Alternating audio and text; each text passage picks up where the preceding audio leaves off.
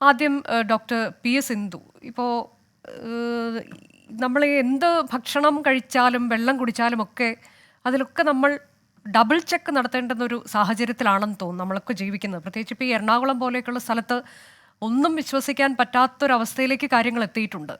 ഇപ്പോൾ ദാ ഇതിൽ കണ്ടില്ലേ, വെള്ളം കുടിച്ചതിലാണ് പ്രശ്നം എന്നത് അത്തരത്തിലേക്ക് നമുക്ക് ഔദ്യോഗികമായി സ്ഥിരീകരിക്കുന്ന വിവരങ്ങളൊന്നും വരുന്നില്ലെങ്കിൽ പോലും അത് തന്നെയാണ് എന്ന് ഏറെക്കുറെ ഉറപ്പിക്കാമെന്ന് തോന്നുന്നു. ഇപ്പോൾ ഈ ഈക്കൊളെ ബാക്ടീരിയ എന്ന് പറയുന്നത് അത് എത്രത്തോളം അപകടകാരിയാണ്, അതിൽ അനുവദനീയമായ അളവിലാകാം, പക്ഷേ അതിനപ്പുറത്തേക്ക് കടക്കുമ്പോൾ എന്ന് പറഞ്ഞാൽ എന്താണ് സാധാരണക്കാർക്ക് മനസ്സിലാകുന്ന ഭാഷയിൽ?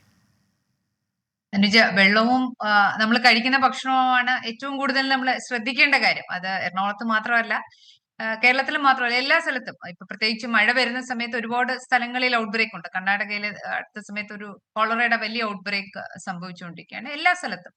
അപ്പൊ അത് എവിടെയും സംഭവിക്കാം. അപ്പൊ എല്ലാ സ്ഥലത്തും ഇക്കോളെ എന്ന് പറയുന്നത് വെള്ളം കുടിക്കാൻ പറ്റുന്നതാണോ, നമ്മുടെ ഉപയോഗ യോഗ്യമാണോ എന്ന് തിരിച്ചറിയുന്ന വേണ്ടി നമ്മൾ ഉപയോഗിക്കുന്ന ഒരു ഇൻഡിക്കേറ്റർ ആണ്. ഇൻഡിക്കേറ്റർ എന്ന് പറഞ്ഞാൽ നമുക്ക് വെള്ളത്തിൽ കൂടി ടൈഫോയിഡ് പകരാം, കോളറ, വിബ്രിയോ കോളറ പകരാം. ഇതൊക്കെ ബാക്ടീരിയൽ അസുഖങ്ങളാണ്.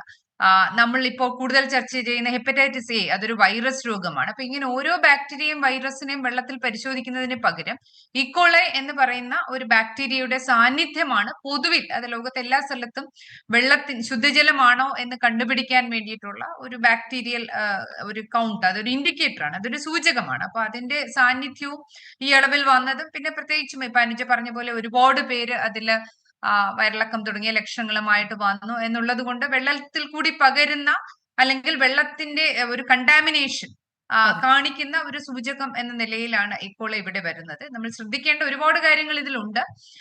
അതിലൊന്ന്, ഈ പ്രത്യേകിച്ച് മഴക്കാലത്ത് പല കാരണങ്ങൾ കൊണ്ട്, ഇപ്പൊ നമ്മുടെ കിണറുകളിൽ തന്നെ നമ്മൾ എന്തുകൊണ്ട് ക്ലോറിനേറ്റ് ചെയ്യണം?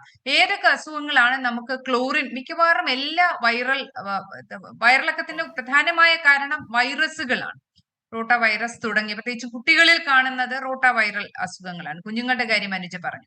അപ്പൊ അത്തരം വൈറൽ ഡയറിയകളെ സാധാരണ നിലയിൽ ഒരു ഓർഡിനറി ക്ലോറിനേഷൻ എന്ന് പറയും, ബ്ലീച്ചിങ് പൗഡർ വെച്ച് നമ്മൾ ക്ലോറിനേറ്റ് ചെയ്യുന്ന അത്തരം ക്ലോറിനേഷൻ വെച്ച് നമുക്ക് നശിപ്പിക്കാൻ പറ്റും. അതേസമയം ഹെപ്പറ്റൈറ്റിസ് എ, അതൊരു വൈറസ് ആണ് കാരണമാകുന്നത്. അങ്ങനെയുള്ള വൈറൽ രോഗങ്ങളെ പ്രതിരോധിക്കാൻ വേണ്ടിയിട്ട് സൂപ്പർ ക്ലോറിനേഷൻ, ക്ലോറിന്റെ അളവ് കൂടുതലായിട്ട് വേണ്ടിവരും. അതുപോലെ വെട്ടിത്തിളയ്ക്കണം വെള്ളം. അപ്പൊ ഈ തിളപ്പിച്ച് തണുപ്പിച്ച വെള്ളമാണ് ഇതിനെയൊക്കെ പ്രതിരോധിക്കാൻ ഏറ്റവും നല്ലത്. ഒരുപാട് പേർക്ക് ഒരു ഫ്ലാറ്റിൽ ഒന്നിച്ച് വരുന്നു എന്നുള്ളത് കൊണ്ട് തന്നെ അതിന്റെ സപ്ലൈയിലുള്ള, അതിന്റെ ലൈനിലുള്ള ഒരു കണ്ടാമിനേഷനാണ്. ഞാൻ കൊല്ലത്താണ് ജോലി ചെയ്യുന്നത്, അതുകൊണ്ട് പ്രാദേശികമായിട്ടുള്ള കാര്യങ്ങളെ കുറിച്ച് കൂടുതൽ പറയാൻ ഈ തൽക്കാലം എനിക്കറിയില്ല. ഞാൻ തൊട്ടു മുമ്പ് എറണാകുളം DMO സക്കീന മാഡവുമായിട്ടും എറണാകുളത്ത് മെഡിക്കൽ കോളേജിലെ കമ്മ്യൂണിറ്റി മെഡിസിൻ പ്രൊഫസർ ഡോക്ടർ ബിനുവായിട്ട് സംസാരിച്ചിട്ടുണ്ട്. അപ്പൊ പ്രാദേശികമായിട്ട് അവിടെ ഒരുപാട് കാര്യങ്ങളും മുന്നൊരുക്കങ്ങളും ഇതിന്റെ ഇൻവെസ്റ്റിഗേഷനും നടപടിയും, അതുപോലെ വെള്ളം ശുദ്ധമാക്കാനുള്ള സൂപ്പർ ക്ലോറിനേറ്റ് ചെയ്യാനുള്ള നടപടിയും ഒക്കെ പുരോഗമിക്കുന്നതായിട്ടാണ് എനിക്ക് മനസ്സിലാക്കാൻ കഴിഞ്ഞത്. പൊതുവിൽ പറയുകയാണെങ്കിൽ ഇക്കോളയുടെ സാന്നിധ്യം കേരളത്തില് ഇവിടെ മാത്രമല്ല, എറണാകുളമോ ഒരു ഫ്ലാറ്റോ മാത്രമല്ല, അവിടെ വലിയൊരു ഔട്ട് ബ്രേക്ക് വന്നത് കൊണ്ടാണ് നമ്മൾ ഇതിനെക്കുറിച്ച് ചർച്ച ചെയ്യുന്നത്. പക്ഷേ ഏത് സ്ഥലത്തും ഇനി വരുന്ന ഒരു സമയത്ത് വളരെ പ്രസക്തമായ ഒരു കാര്യമാണിത്.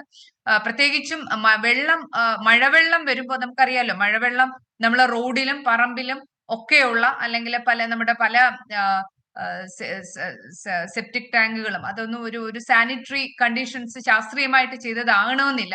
ഇപ്പൊ വെള്ളം ഉയരുന്ന സമയത്ത്, ജലനിരപ്പ് ഉയരുന്ന സമയത്ത് ഈ വെള്ളമൊക്കെ നമ്മുടെ കുടിവെള്ള സ്രോതസ്സുകളെ മലിനപ്പെടുത്താനുള്ള സാധ്യതയുണ്ട്. നമ്മുടെ കുടിവെള്ളം തന്നെ നമ്മുടെ ജലാശയങ്ങളാണ്. അപ്പൊ ജലാശയങ്ങൾ മലിനപ്പെടുന്നതും ഒക്കെയായിട്ട് ബന്ധപ്പെട്ട വലിയ വിഷയങ്ങളാണ്. ഇതിലെ പ്രധാനപ്പെട്ട സ്റ്റേക്ക് ഹോൾഡേഴ്സ്, അനുജ നേരത്തെ റിപ്പോർട്ടറുമായിട്ട് സംസാരിച്ചുകൊണ്ടിരുന്ന, അപ്പൊ തന്നെ അതിൽ ഇവോൾവ് ചെയ്തു വന്നു. പ്രധാനമായിട്ടും നമ്മള് ജല authority, local self government, municipality corporation, നമ്മുടെ റെസിഡൻസ് അസോസിയേഷൻ, ഫ്ലാറ്റ് ഉടമകൾ, അതിന്റെ കാര്യങ്ങൾ, വിതരണവുമായിട്ട് ബന്ധപ്പെട്ട, കാരണം അതൊരു ഇന്റേണൽ കാര്യമാണ് വെള്ളത്തിനകത്ത്. ഫ്ലാറ്റ് ഉടമകള്, വ്യക്തികള്, അപ്പൊ ഇവര് ഓരോരുത്തരും എടുക്കേണ്ട പല പല കാര്യങ്ങളുമുണ്ട്. അപ്പൊ അതൊരു കൂട്ടായ പ്രവർത്തനമാണ് അനുജ.